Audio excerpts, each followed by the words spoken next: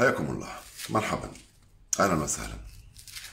ما حدث البارحه في الكامب نو بمناسبه لقاء العوده نصف نهائي كاس الملك يبقى في التاريخ، ليس لان الريال فاز على البارسا واقصاه وتاهل الى الدور النهائي، ولكن لان البارسا كان متقدم منذ لقاء الذهاب 1-0.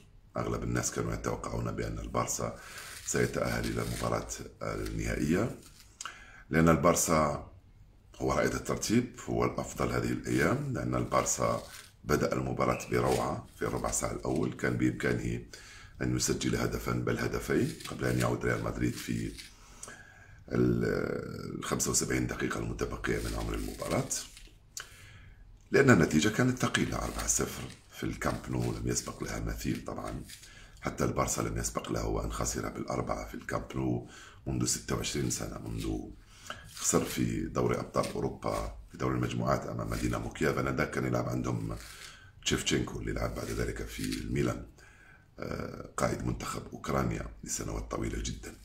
لهذه الأسباب تعتبر النتيجة ثقيلة، مذلة، كبيرة، غير متوقعة وغير منتظرة كذلك، لكن الريال كان يستحق فعلا البارحة الفوز والتأهل إلى المباراة النهائية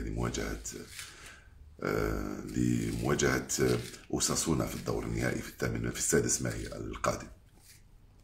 ما حدث البارحة يبقى في التاريخ، لأنه لأول مرة يحدث منذ 26 سنة. يحدث في التاريخ، يبقى في التاريخ لأن بنزيما سجل ثلاثية للمرة الثانية على التوالي في ظرف 4 أيام، المرة الأولى في تاريخ مواجهته لريال مدريد لبرشلونة في الكلاسيكو. كان رجل المباراة، كان الأكثر ظهورا وبروزا بعد فترة فراغ مر بها منذ توج بلقب أفضل لاعب في العالم منذ تقريبا بداية يناير، وبعدين غاب عن نهائيات كأس العالم. بعد ما غاب عن نهائيات كأس العالم طبعا كان مر بفترة صعبة زائد الإصابة التي عانى منها، وبعدين كان عنده مدة لم يسجل.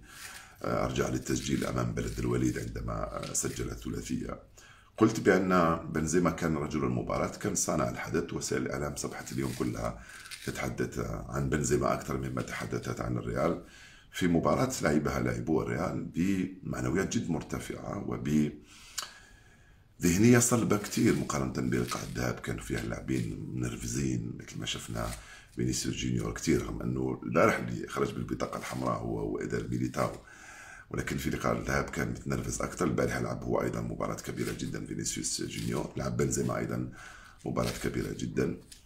لا أقول لم نتعرف على لاعبي برشلونة، لا، لعبوا ربع ساعة 20 دقيقة الأولى تقريبا، حتى 25 دقيقة الأولى لعبوها بشكل متميز، وكانوا قراب من تسجيل الأهداف. دخل مرتبك فريق ريال مدريد في الكامب نو قبل أن يستعيد توازنه. أعتقد بأن الهدف الأول كان له دور كبير، لأنه جاء في الدقيقة 46 من عمر الشوط الأول، وتعرفوا بأنه عندما تكون مسيطر وضاغط وقريب من التسجيل وبعدين تتلقى هدف في اللحظات الأخيرة من الشوط الأول، تروح لغرف الملابس وأنت خاسر 1-0، الخصم معنوياته مرتفعة، يدخل الشوط الثاني أنت تكون متأثر جدا، لأنك تقول على الأقل كان يمكن ويجب أن نخرج متعادلين ما دمنا لم نتمكن من التسجيل، نخرج متعادلين. وبعدين مباريات مثل هذه عندها حساسية كبيرة وعندها خصوصية كبيرة، لا تنطبق عليها الكثير من القواعد التي تنطبق على المباريات الأخرى العادية، لأنه هنا عوامل كثيرة تدخل: تركيز كبير، النفسية،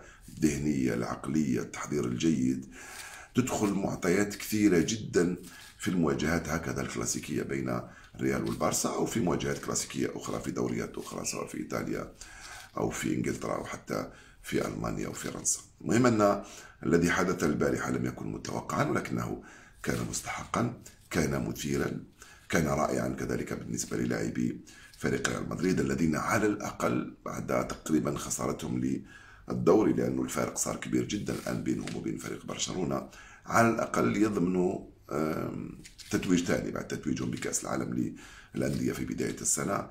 على الأقل يحاولوا يضمنوا تتويج ثاني. دوري الأبطال سيكون صعب طبعا، لكن ليس مستحيلا. على الأقل تتويج ثاني بكأس الملك في بداية مايو المقبل، في انتظار ما سيفعله أمام تشيلسي في ربع نهائي دوري الأبطال، وما سيفعله أيضا إن تأهل في دوري النصف النهائي والنهائي، وكانني أقول بأنهم سيصلون إلى النهائي. مهما يكن، البارسا عادت ستتوج بلقب الدوري، خرجت من الدوري الأوروبي.